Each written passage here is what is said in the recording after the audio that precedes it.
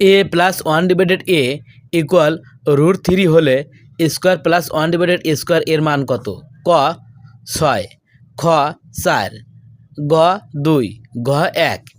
এটি আমরা যেভাবে করব square plus one divided square এটিকে আমরা স্কোয়ার প্লাস বি স্কোয়ার হিসাবে ধরতে পারি। তাহলে স্কোয়ার প্লাস বি স্কোয়ার এর অনুসিদ্ধান্ত সূত্র হতে পাই square plus one divided square এর অনুসিদ্ধান্ত সূত্র হবে হচ্ছে এ প্লাস ওয়ান ডিভাইডেড এ মাইনাস 2ab এ ওয়ান ডিভাইডেড এ।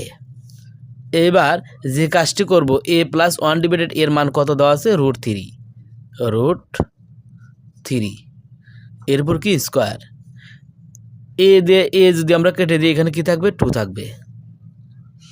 তাহলে স্কোয়ার দিয়ে রুট যদি কেটে দিই তাহলে এখানে কত হবে? এখানে হবে হচ্ছে 3 মাইনাস 2। 3 থেকে 2 বাদ দিলে কত থাকে? 1। তাহলে সঠিক অ্যান্সার হচ্ছে ঘ নাম্বার 1।